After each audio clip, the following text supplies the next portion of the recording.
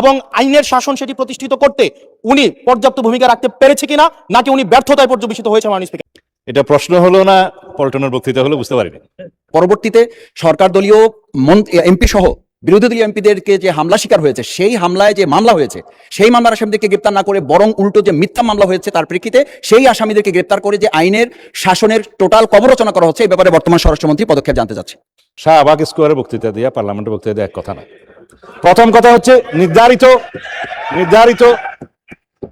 আমি কাউকে উদ্দেশ্য করে বলি নাই, আমি কাউকে বললেন আমি তো আপনারা কথা বলার সময় কথা বলি নাই। মানে দিনে দুপুরে প্রকাশ্যে অস্ত্র ব্যবহার করে সাধারণ মানুষের নাগরিকের কাছ থেকে ছিনতাই হচ্ছে, রাহাজানি হচ্ছে, সেই ব্যাপারে বর্তমান স্বরাষ্ট্রমন্ত্রী কি ভূমিকা নিচ্ছেন? এবং এই সরকার ক্ষমতা ফেব্রুয়ারি 17 তারিখ শপথ গ্রহণ করেছে।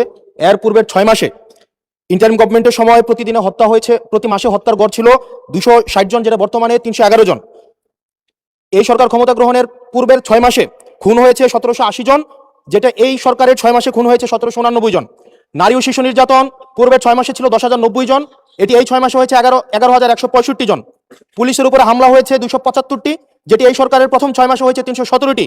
গণপিটুনি দিয়ে 2025 সালের পুরা বছরে 166 জনকে হত্যা করা হয়েছে, যেটা এই সরকারের 6 মাসে সেটির সংখ্যা পৌঁছেছে 120 জন।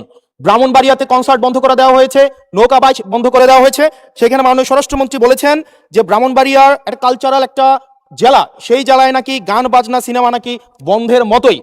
আজকে আপনার মাধ্যমে মাননীয় স্বরাষ্ট্রমন্ত্রীর কাছে প্রশ্ন, এই 6 মাসে মাননীয় স্বরাষ্ট্রমন্ত্রী কি law and order situation restore করতে পেরেছে কিনা, এবং আইনের শাসন সেটি প্রতিষ্ঠিত করতে উনি পর্যাপ্ত ভূমিকা রাখতে পেরেছে কিনা, নাকি উনি ব্যর্থতায় পর্যবেসিত হয়েছে মাননীয় স্পিকার?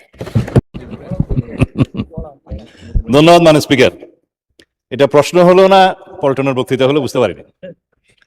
আইন শৃঙ্খলা পরিস্থিতির উন্নয়নে 6 মাসে স্বরাষ্ট্রমন্ত্রী সফল হয়েছে কিনা এটা একটা প্রশ্ন। তারপর ব্রাহ্মণবাড়িয়া জেলায় সিনেমা হল কেন নাই সেটা আরেকটা প্রশ্ন। কোন খাতে কত হত্যা হয়েছে, জখম হয়েছে ইত্যাদি যে ডাটা দিলেন, সেই ডাটাটা কিসের ভিত্তিতে দিলেন, কি পরিসংখ্যানের ভিত্তিতে দিলেন, সে স্ট্যাটিস্টিক্স বড়টা কি আমি জানি না। মানে স্পিকার, আইন শৃঙ্খলা পরিস্থিতির উন্নতি হয়েছে কি হয় নাই সেটা তো দৃশ্যমান। বাংলাদেশে আজ পর্যন্ত বর্তমান সরকার দায়িত্ব নেওয়ার পর থেকে এই মুহূর্ত পর্যন্ত যত হেনিয়াস ক্রাইম হয়েছে, অপরাধ সংগঠিত হয়েছে, 24 ঘন্টা 48 ঘন্টা ক্ষেত্রের মধ্যে 7 ঘন্টার ভিতরে অপরাধী গ্রেপ্তার হয়েছে, আইনের আওতায় আনা হয়েছে। এবং সামাজিকভাবে যে কোনো স্পেসিফিক ঘটনা যদি আপনারা বলতে পারেন, সেই স্পেসিফিক ঘটনা আমি 300 ভিত্তিতে বিবৃতি দিতে পারবো।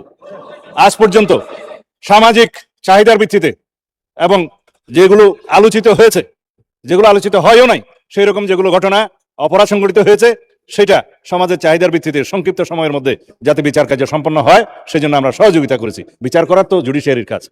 এইভাবে রামিসা থেকে শুরু করে রংপুরের ইদানিং 4টা যে হত্যা হলো সেই পর্যন্ত সমস্ত কিছু দ্রুততম সময়ের মধ্যে এই পুলিশ বাহিনী, আইন শৃঙ্খলা রক্ষাকারী বাহিনী গ্রেফতার করতে সক্ষম হয়েছে এবং আইনের আওতায় নিয়ে এসছে। এখানে কোথায় কি ব্যর্থতা আছে বলতে হবে মানে স্পিকার স্পেসিক্যালি। ডালাও ভাবে স্বরাষ্ট্রমন্ত্রী ব্যর্থ হয়েছে বা আইন শৃঙ্খলা রক্ষাকারী বাহিনী ব্যর্থ হয়েছে বা এই সরকার আইন শৃঙ্খলা পরিস্থিতি উন্নতি হয় নাই, এগুলো পল্টন বক্তব্য চলে। এটা সংসদে তথ্যভিত্তিক কথা বলতে হবে। যদি কোনো স্পেসিফিক ঘটনার কথা আপনারা বলেন, সেই ঘটনার প্রেক্ষিতে আমরা 300 ভিত্তিতে বক্তব্য দিতে পারবো মানে স্পিকার। কিন্তু যদি কাগজ নিয়ে বলা হয় এতটা হত্যা হয়েছে, এতটা কম হয়েছে, সেটা তো কিসের স্টেটমেন্ট আমরা জানি না। আমরা গতবারও সংসদে আমরা 300 ভিত্তিতে বক্তব্য দিয়েছি, স্টেটমেন্ট দিয়েছি এবং সংসদের জেনারেল আলোচনার মধ্যেও বলেছি, ডাটা দিয়েছি। তার মধ্যে আমরা প্রত্যেকটা পরিসংখ্যান করে প্রত্যেকটা অপরাধ ভিত্তিক চিত্র আমরা তুলে ধরেছিলাম। তখন কেউ বলতে পারে না মানে স্পিকার।